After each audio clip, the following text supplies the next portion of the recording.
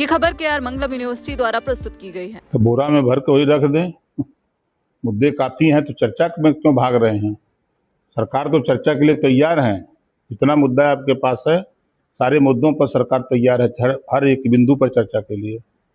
जब चर्चा शुरू होती है तो भाग जाते हैं सदन छोड़ करके। सपा प्रमुख अखिलेश यादव ने कहा कि बीजेपी कलाकारों की बात और उनकी कला से डरती है। उन्होंने रामलीला में राम और हनुमान का किरदार निभाने वाले 2 कलाकारों को 51 हजार रुपए देकर सम्मानित किया। अब भगवान की कीमत 51,000 बुला करके दे रहे हैं। अभी भगवान राम का दर्शन करने तो गए नहीं, ये ड्रामा कर रहे हैं। अभी आपने देखा कि समाजवादी पार्टी के लोग, कांग्रेस के लोग मिल करके ड्रामा कर रहे थे, वहां डब्बा कपारे पर रख के नाच रहे थे। अभी सब ड्रामा खाली कर रहे हैं और कोई बात नहीं। सर, राहुल गांधी ने कहा कि छात्रों को माफी नहीं बल्कि सच, न्याय और प्रधानमंत्री से माफी की जरूरत है। यह बयान पीएम मोदी के उस संदेश के बाद आया जिसमें उन्होंने प्रदर्शनकारियों छात्रों को माफ करने की बात कही थी।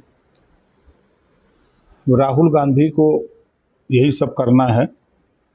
47 तक विपक्ष के लोग इसी तरह लोग करते रहे।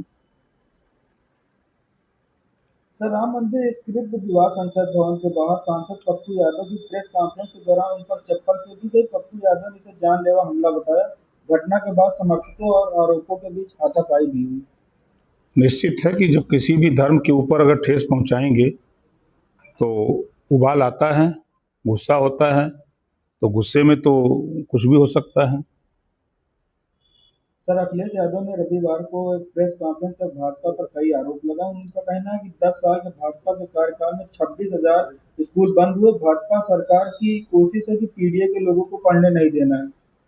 उनको पता नहीं है, अटल आवासीय विद्यालय खोल करके मजदूरों के बच्चों को पढ़ाने की काम कर रही है सरकार, ये उनको ध्यान नहीं है। जरा समय तो है नहीं, जरा कभी घूम करके जाएं किसी प्राथमिक विद्यालय में, जूनियर हाई स्कूल में, तब उनको समझ में आवे कि वहाँ क्या हो रहा है।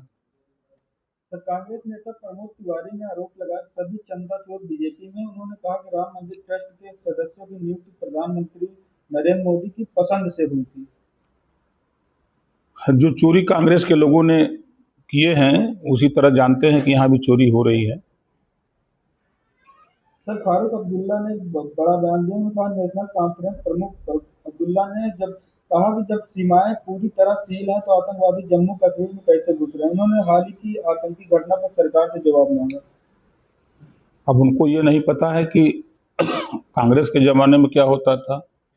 आज घटनाएं बड़े पैमाने पर कम हुई हैं। सरकार पूरी तरह कटिबद्ध है, हमारे सेना पूरी तरह डटे हुए हैं, और जो घटना हुई है हम उस घटना की निंदा करते हैं। ऐसी घटना की निंदा नहीं, ऐसी घटना नहीं होनी चाहिए।